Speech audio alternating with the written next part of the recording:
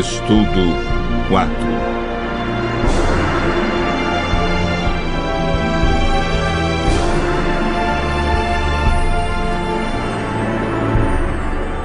O plano da salvação.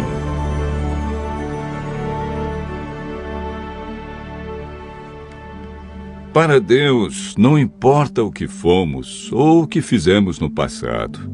Ele nos ama com amor eterno. Prontificou-se a vir ao mundo e passar pela agonia da cruz a fim de resgatar a humanidade perdida. Entretanto, há muitos que se perguntam: como posso ser bom diante de Deus?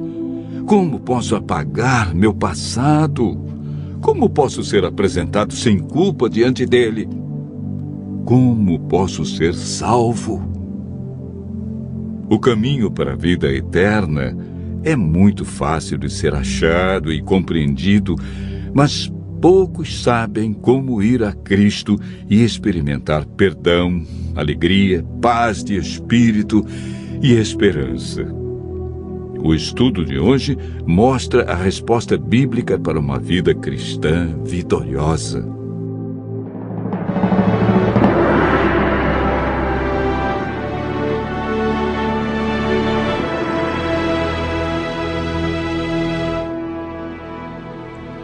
Assim que entrou o pecado no mundo, a divindade foi movida de compaixão pelos seres humanos. O Pai, o Filho e o Espírito Santo elaboraram um plano de redenção. Cristo se prontificou a deixar as cortes celestes, descer à terra como homem e pagar a pena do pecado e redimir a humanidade. O plano para a salvação do homem não foi um projeto tardio, elaborado posteriormente. Já antes da criação do mundo, Deus viu que o homem poderia errar. Ao pecarem, Adão e Eva perderam sua natureza perfeita. Deus não podia permitir que eles comessem da árvore da vida por mais tempo, pois, se comessem de seu fruto, viveriam para sempre e sofreriam constantemente os resultados do pecado. A Bíblia afirma que por um homem entrou o pecado no mundo e pelo pecado a morte. Assim também a morte passou a todos os homens, porque todos pecaram. O salário do pecado é a morte, mas o dom gratuito de Deus é a vida eterna em Cristo Jesus. Romanos, capítulo 5, verso 12, e capítulo 6, verso 23. Após a entrada do pecado, Adão e Eva ouviram a voz do Senhor Deus que andava no jardim pela viração do dia. Esconderam-se da presença dele, o homem e sua mulher, por entre as árvores do jardim. O pecado fez separação entre Deus e o homem.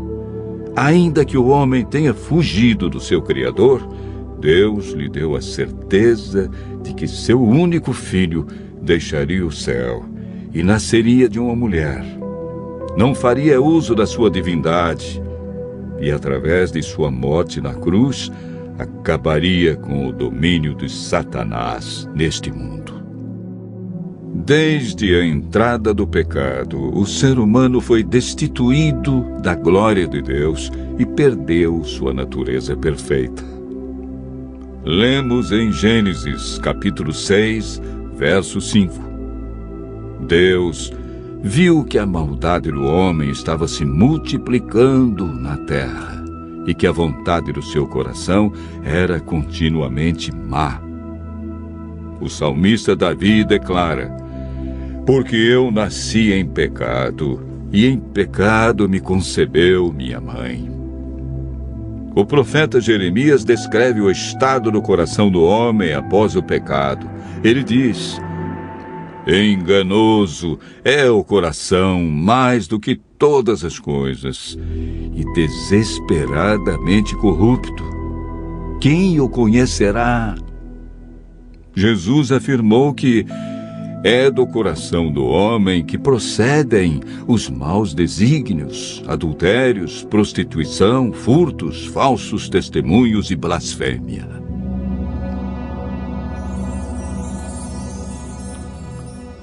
Primeiro Coríntios 2, verso 14, afirma que o homem natural não aceita as coisas de Deus porque lhe parecem loucura. O apóstolo Paulo relata a grande luta que existia em seu coração. Ele declarou: porque eu sei que em mim, isto é, na minha carne, não habita bem nenhum, pois o querer o bem está em mim, não, porém, o efetuá-lo, porque nem mesmo compreendo o meu próprio modo de agir, pois não faço o bem que prefiro, mas o mal que não quero, esse faço. Mas se eu faço o que eu não quero, já não sou eu quem o faz, e sim o pecado que habita em mim.